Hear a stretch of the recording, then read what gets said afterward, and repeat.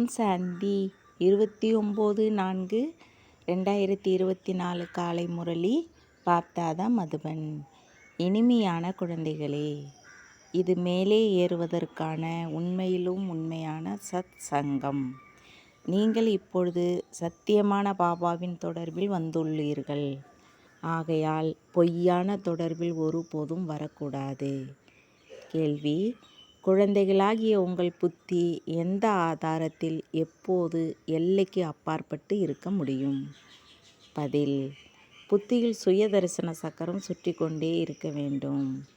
நாடகத்தில் என்னவெல்லாம் நடக்கிறதோ அவை அனைத்தும் பதிவாகி உள்ளது. ஒரு வினாடி கூட வித்தியாசம் ஏற்பட முடியாது. உலகத்தின் வரலாறு புவியியல் மீண்டும் நடக்க வேண்டும். இந்த விஷயம் புத்தியில் நல்ல விதமாக வந்துவிட்டால் எல்லைக்கு அப்பாற்பட்டதில் இருக்க முடியும். எல்லைக்கு அப்பாற்பட்டதில் இருப்பதற்கு இப்பொழுது விநாசம் ஆக வேண்டும். நாம் வீட்டிற்கு திரும்ப வேண்டும்.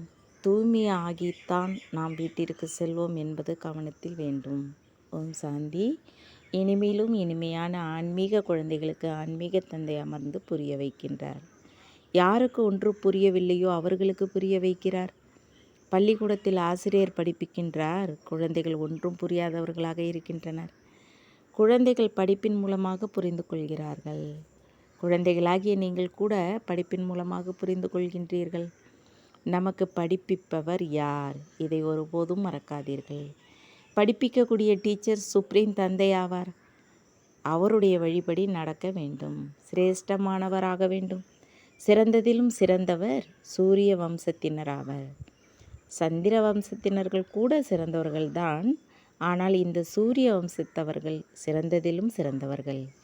நீங்கள் சிறந்ததிலும் சிறந்தவர்களாக ஆவதற்கு இங்கு வந்துள்ளீர்கள். நாம் இப்படி ஆக வேண்டும் என்று குழந்தைகளாகிய நீங்கள் தெரிந்திருக்கிறீர்கள். இப்படிப்பட்ட பள்ளிக்கூடம் 5000 வருடங்களுக்கு பிறகுதான் திறக்கிறது. நீங்கள் இதை புரிந்து கொண்டு அமர்ந்திருக்கிறீர்கள். இது முற்றிலும் சத்தியமான சங்கமாகும். உங்களுடைய தொடர்பு அவரோடு இருக்கிறது, சத்தியமானவரோட. அவர் அமர்ந்து சத்தியுகத்தின் சிறந்ததிலும் சிறந்த தேவதைகளாக ஆக்குகின்றார். அவர் நம்மை மலராக ஆக்குகின்றார். சிலர் உடனே அப்படி ஆகிவிடுகிறார்கள். சிலருக்கு மலராக ஆவதற்கு நேரம் பிடிக்கிறது என்று அப்பா சொல்கிறார். சங்கம யுகம் என்று குழந்தைகள் தெரிந்திருக்கிறார்கள். ஆனாலும் கூட குழந்தைகள் மட்டும்தான் தெரிந்திருக்கிறார்கள். இது புருஷோத்தமர் ஆவதற்கான யுகம். எப்படிப்பட்ட புருஷோத்தமர்கள்? உயர்ந்ததிலும் உயர்ந்த ஆதி சனாத்தன தேவி தேவதா தர்மத்தை சேர்ந்த மகாராஜா மகாராணி ஆவார். அப்படி ஆவதற்காக தான் நீங்கள் இங்கு வந்திருக்கின்றீர்கள். நாம் எல்லைக்கு அப்பாற்பட்ட தந்தையிடமிருந்து எல்லைக்கு அப்பாற்பட்ட சத்தியுகத்தின் சுகத்தை பெற வந்திருக்கின்றோம். எல்லைக்கு அப்பாற்பட்ட அனைத்து விஷயங்களுமே எல்லைக்கு உட்பட்ட அனைத்து விஷயங்களுமே முடிந்து போய் விடுகிறது. எல்லைக்கு உட்பட்ட சகோதர, சித்தப்பா, பெரியப்பா, தந்தை, மாமா, ஆஸ்தி போன்றவற்றில் மிகுந்த மோகம் இருக்கிறது. இவை அனைத்தும் முடிந்து போக வேண்டும். இந்த ஆஸ்தி அனைத்தும் எல்லைக்கு உட்பட்டது. இதில் உங்கள் சரீரம் கூட நோய்வாய்ப்படுகிறது, அழிந்து போய் விடுகிறது, அகால மரணம் ஏற்படுகிறது. இன்றைக்கு பாருங்கள், என்னென்ன உருவாகி கொண்டே இருக்கிறது. அறிவியல் கூட அதிசயம் செய்து விடுகிறது. மாயையின் ஆடம்பரம் எவ்வளவு இருக்கிறது. அறிவியலாளர்கள் மிகுந்த தைரியம் கொண்டிருக்கிறார்கள். யாரிடம் அதிக மாட மாளிகை இருக்கின்றனவோ அவர்கள் இப்பொழுது நமக்கு சத்தியுகம் என்று புரிந்து கொண்டு இருக்கிறார்கள். சத்தியுகத்தில் ஒரு தர்மம்தான் இருந்தது என்று அவர்களுக்கு தெரியாது. பாபா சொல்கிறார், நீங்கள் எவ்வளவு புத்திசாலி ஆகின்றீர்கள். மேலே ஏறுகின்றீர்கள், பிறகு ஏணியில் கீழே இறங்கி வருகின்றீர்கள். நீங்கள் சத்தியுகத்தில் மிகவும் புத்திசாலியாக இருந்தீர்கள். 84 பிறவிகள் எடுத்து புரியாதவர்களாக ஆகிவிட்டீர்கள். பாடல் கூட இருக்கின்றது அல்லவா? பாபா, நீங்கள் எப்படிப்பட்ட ஆஸ்தியை எங்களுக்கு கொடுக்கின்றீர்கள்? முழுமையான பூமி, ஆகாயம் போன்றவற்றிற்கு நாங்கள் எஜமானராகி விடுகிறோம். எங்களிடமிருந்து யாரும் இதை பறித்து விட முடியாது. யாருடைய இடையூறு இருக்காது. பாபா மிக அதிகமாகவே கொடுக்கின்றார். இதைவிட அதிகமாக யாரும் பையை நிரப்ப முடியாது. அரை கல்பமாக நினைவு செய்த பாபா கிடைத்திருக்கின்றார். அவரை துக்கத்தில் நினைவு செய்கிறார்கள் அல்லவா? எப்பொழுது சுகம் கிடைத்து விடுகிறதோ அப்பொழுது நினைவு செய்வதற்கான அவசியம் இல்லை. ஹே ராம், இப்படி பலவிதமான வார்த்தைகள் சொல்கிறார்கள். சத்தியுகத்தில் இப்படி வார்த்தைகள் கிடையாது. குழந்தைகளாகிய நீங்கள் இங்கே பாபாவுக்கு முன்னால் படிக்க வந்திருக்கின்றீர்கள். பாபாவினுடைய நேரடி வார்த்தைகளை கேட்கின்றீர்கள். பாபா மறைமுகமாக ஞானம் கொடுப்பது இல்லை. ஞானம் நேரடியாகத்தான் கிடைக்கின்றது. ஞானம் கொடுக்க அப்பா இங்கு வர வேண்டியிருக்கிறது. இனிமேலும் இனிமையான குழந்தைகளிடம் வந்திருக்கிறேன் என்று பாபா சொல்கிறார். ஓ பாப்தாதா என்று என்னை அழைக்கின்றீர்கள். பாபா கூட குழந்தைகளே என்று பதிலளிக்கிறார். இப்பொழுது என்னை நினைவு செய்யுங்கள், மறக்காதீர்கள். மாயையின் தடைகள் கூட நிறைய வரும். உங்களுடைய படிப்பை விற்று உங்களுடைய படிப்பை விடுத்து உங்களை தேக அபிமானத்தில் கொண்டு வரும். ஆகையால் எச்சரிக்கையுடன் இருங்கள். இது உண்மையிலும் உண்மையான மேலே உயர்வதற்கான சத் சங்கம். மற்ற அனைத்து சத் சங்கமே கீழே இறங்குவதற்கானது. சத்தியமானவருடைய தொடர்பு ஒரு முறைதான் ஏற்படுகிறது. பொய்யான தொடர்பு பிறவியா பலமுறை ஏற்படுகிறது. இது உங்களுடைய கடைசி பிறவி. பாபா குழந்தைகளுக்கு சொல்கிறார், எங்கே கிடைக்காத பொருள் உள்ளதோ அங்கு இப்பொழுது நாம் செல்ல வேண்டும். அதற்காகத்தான் முயற்சி செய்து கொண்டு இருக்கிறீர்கள்.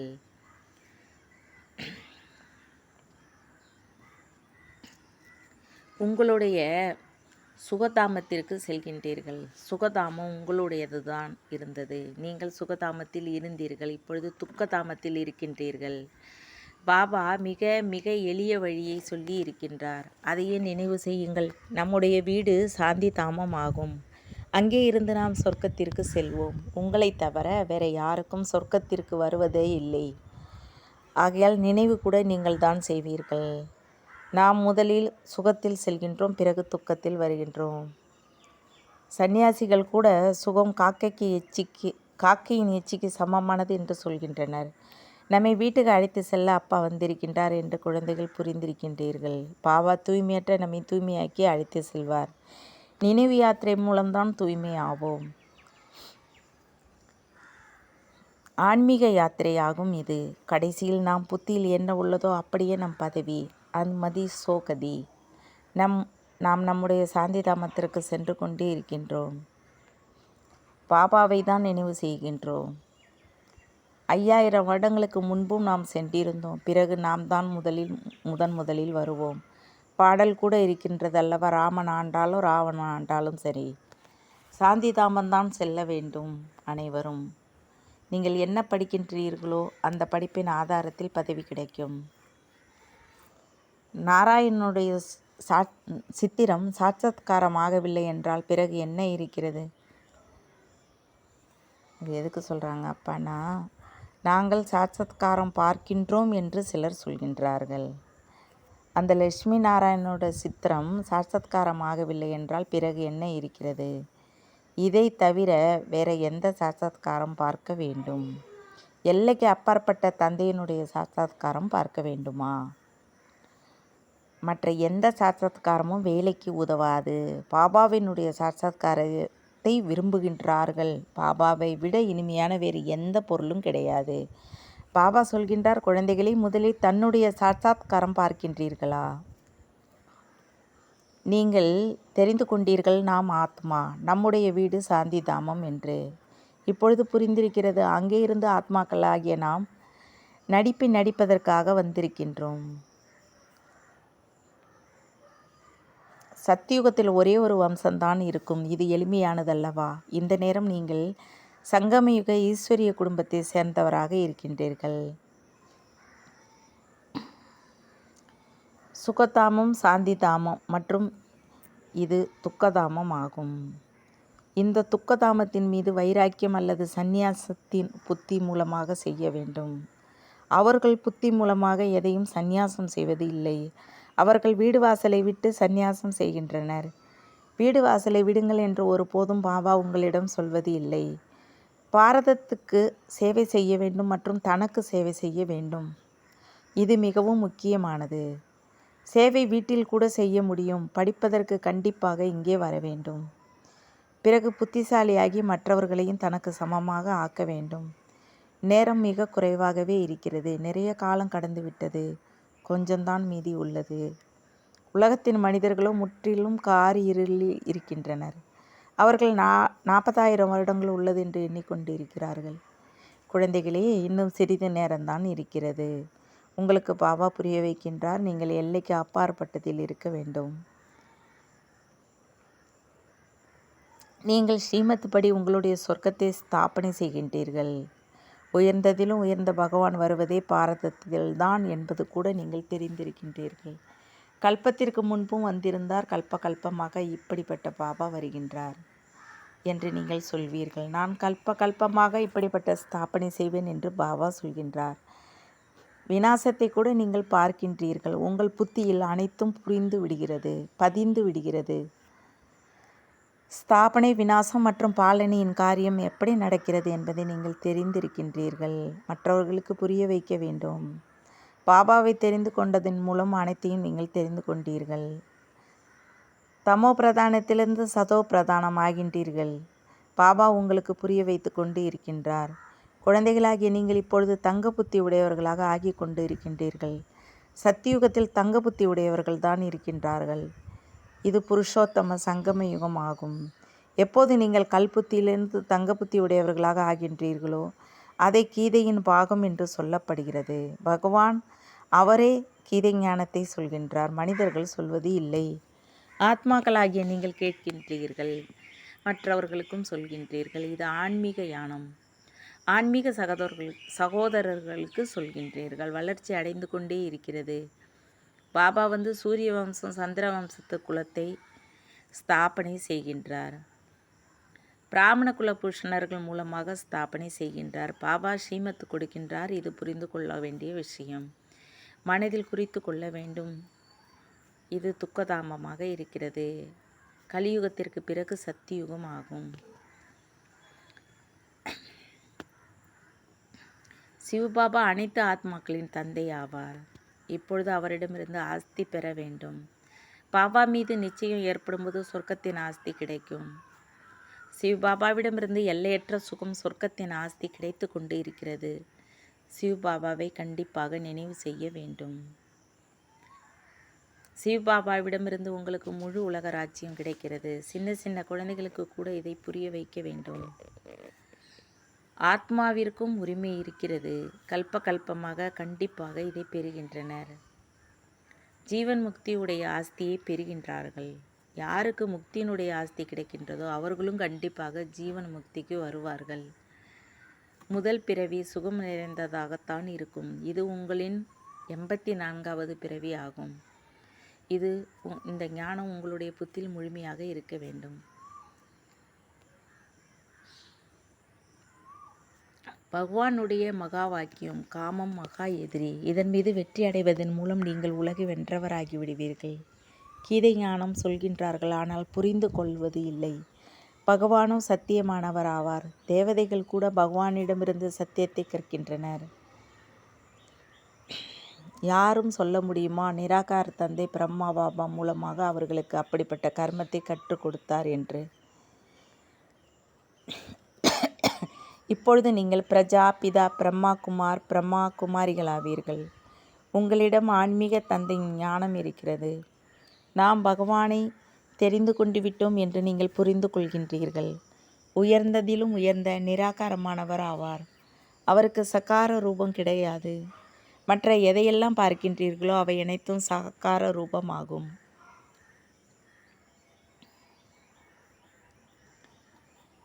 அனைத்து தேகதாரிகளுக்கும் பெயர் இருக்கிறது, ஜாதகம் இருக்கிறது. சிவபாபாவோ நிராகாரமானவர் ஆவார். அவருக்கு ஜாதகம் கிடையாது. கிருஷ்ணர் நம்பர் 1 ஆவார். சிவஜெயந்தி கூட கொண்டாடுகிறார்கள். பாபா நிராகாரமானவர். இனிமையிலும் இனிமையான, காணாமல் போய் கண்டெடுக்கப்பட்ட செல்ல குழந்தைகளுக்கு தாய் தந்தையின், பாப்தாதாவின் அன்பு நினைவுகள் மற்றும் காலை வணக்கம். ஆன்மீக குழந்தைகளுக்கு ஆன்மீக தந்தை நமஸ்தே. ஆன்மீக தந்தைக்கு ஆன்மீக குழந்தைகளின் அன்பு நினைவுகள் குட் மார்னிங் மற்றும் நமஸ்தே. தாரணைக்கான முக்கிய சாரம்: இந்த துக்கதாமத்தை புத்தியின் மூலம் சந்நியாசம் செய்து சாந்திதாமம் மற்றும் சுகதாமத்தின் நினைவில் இருக்க வேண்டும்.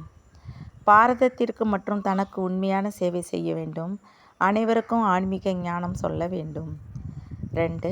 தன்னுடைய சத்தியுகத்தின் பிறப்புரிமையை அடைவதற்கு ஒரு பாபாவின் மீது முழுமையான நிச்சயம் வைக்க வேண்டும். உள்ளுக்குள் இடைவிடாது நினைவு செய்து கொண்டே இருக்க வேண்டும். படிப்பை தினமும் கண்டிப்பாக படிக்க வேண்டும்.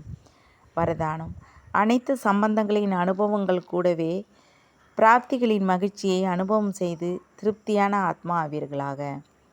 யார் பாபாவிற்கு மிகவும் அன்பானவர்களோ அவர்கள் ஒவ்வொரு சூழ்நிலையிலும் ஒவ்வொரு கர்மத்திலும் எப்போதுமே பிராப்தியின் மகிழ்ச்சியில் இருப்பார்கள்.